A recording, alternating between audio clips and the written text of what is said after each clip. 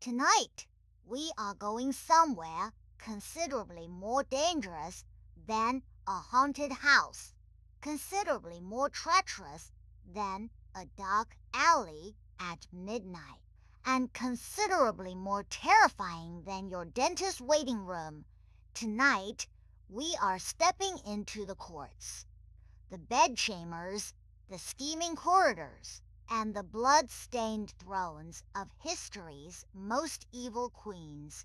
And yes, evil is the word, not misunderstood, not just assertive, not merely evil. These were women who poisoned rivals for sport, ordered executions before breakfast, bathed in the blood of young girls, and rewrote the laws of entire kingdoms just so they could commit crimes that were not technically illegal yet. Before we meet the women themselves, let us talk about the stage they were shoved onto, usually without being asked. Being a queen in history was not the gilded fantasy the word implies. You were, depending on the century, either a diplomatic bargaining chip handed off at age 12, a womb with a crown on it, or a figurehead kept just powerful enough to be useful, and just powerless enough to be controlled. The women who feature in this story were born into systems specifically designed to break them. Some broke the system instead. Others broke everything inside, and a few broke so completely that the wreckage lasted generations. She entered the imperial palace of the Tang Dynasty as a concubine at the age of 13. A girl with no rank, no army, no allies, and yet Zetian would go on to become the only woman in over 3,000 years of Chinese imperial history to rule in her own name with the title of emperor. To get there, she survived the deaths of emperors, outlasted rivals who had every advantage she lacked, and built a power base from scratch in a court that would have executed her for far less than ambition. History has never been able to fully prove that Zetian killed her own infant daughter to eliminate a rival. History has also never been able to fully prove she did not. By the time she was in her 60s, she proclaimed a new dynasty, the Zhou, with herself as its sole ruler and emperor. She held that title for 15 years. History remembers her as Bloody Mary, the queen who burned nearly 300 Protestants at the stake in less than 4 years and earned a nickname so sticky that centuries later people are still mixing vodka and tomato juice in her honor. Mary I of England came to the throne in 1553, determined to restore Catholicism to a country that had spent her father's reign dismantling it. She did so with fire. The smell of burning flesh hung over English towns for years. To Mary, these executions were an act of faith, a kingdom being purified. To everyone else within breathing distance, it was something else entirely. She died in 1558 at age 42 from what was likely influenza compounded by cancer. Her half-sister Elizabeth took the throne, and England never looked back. Queen Isabella of Castile was deeply, sincerely religious, and she used that faith as both a compass and a weapon. Her story is a case study in how easily conviction becomes cruelty when the person holding it also holds the army. In 1492, the same year Columbus sailed, Isabella signed the Alhambra decree expelling every Jewish person from Spain. Communities that had lived in Spain for centuries, that had produced scholars, physicians, and merchants, were dismantled in 4 months.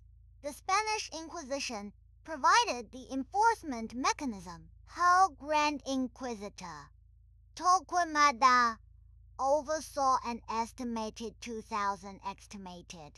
2,000 more were tortured or imprisoned. Isabella attended the auto da fe. She considered them an expression of her faith. The smoke rising over Spanish cities during her reign was, to her, the smell of a kingdom being purified.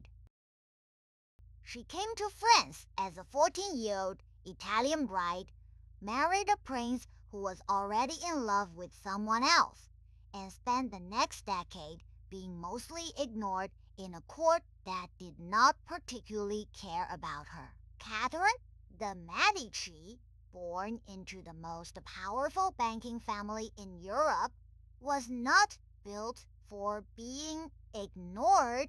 By the end of her life, she was being accused of murders that had taken place decades apart in different countries under entirely different circumstances. The event that defined her reputation was the St. Bartholomew's Day massacre of 1572, when thousands of French Protestants were slaughtered in Paris and across France. Her exact role has been debated ever since. What is generally agreed is this: she was present, she was informed, and she did not stop it. Queen Ranavala, Eye of Madagascar, expelled all European missionaries, banned Christianity under pain of death, and presided over population losses so severe that Madagascar's population may have declined by half during her 33-year reign. She was fiercely anti-colonial at a time when colonialism was consuming the rest of Africa. The people who survived her trial by poison have views that are harder to rehabilitate. Her weapon of choice was the tangana nut, highly toxic and reliably fatal in sufficient doses.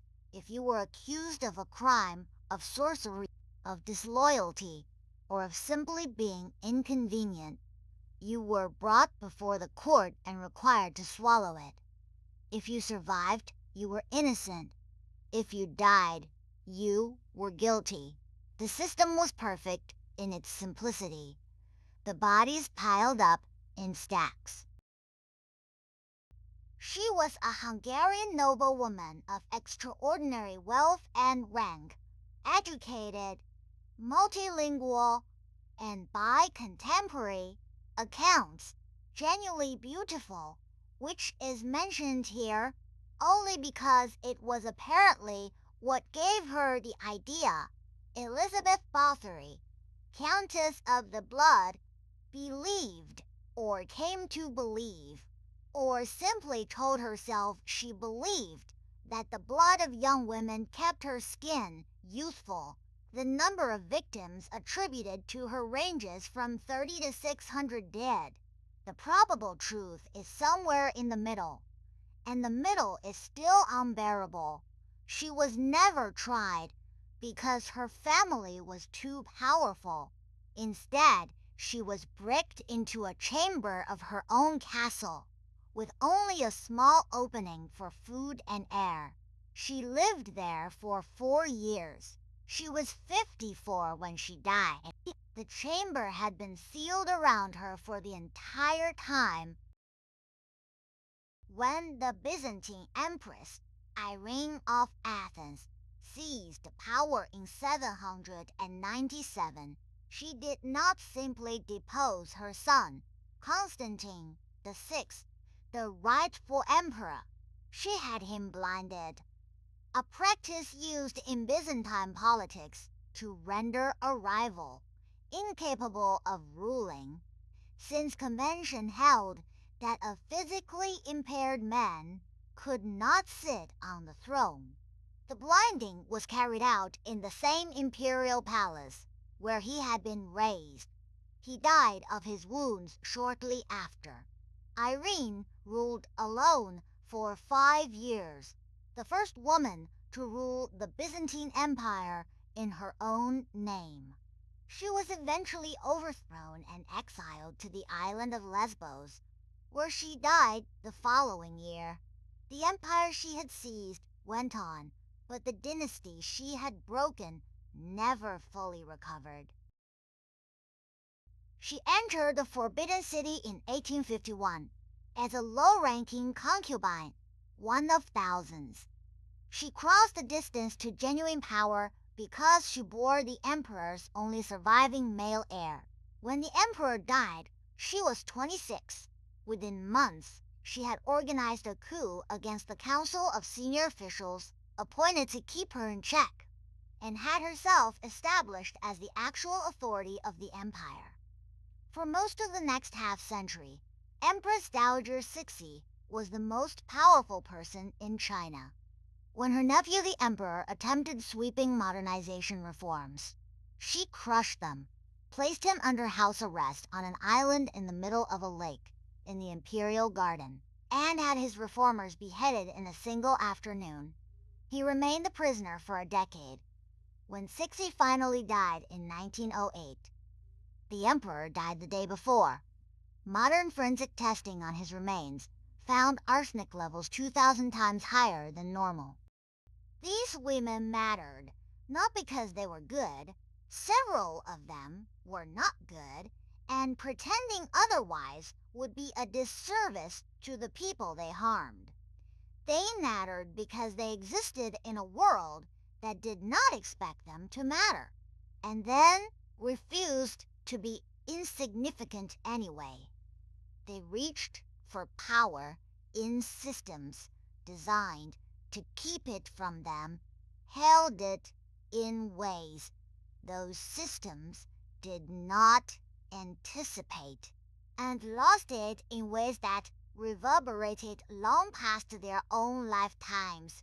The queens who burned, who poisoned, who bricked their enemies into walls and blinded their children and ordered executions before breakfast.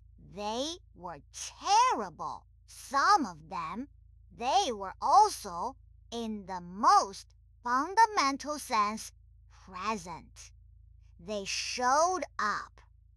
They made history move. Every single woman in this story was told, at some point, in some form, by some combination of law and custom and religion and the men immediately around her, to be smaller, to want less, to perform gratitude for whatever scraps of power she had been allocated. Some of them listened. The ones who listened are not in this video, because history did not find them interesting enough to record. The ones who did not listen, who pushed back, who grabbed, who maneuvered and schemed, and occasionally committed acts that no amount of context makes comfortable. Those are the ones we are still talking about 1,000 years later. Their courts are dust. Their enemies are dust. Their names, against all reasonable expectation, are not. And somewhere in the long quiet of history, that is its own kind of victory. Sleep well.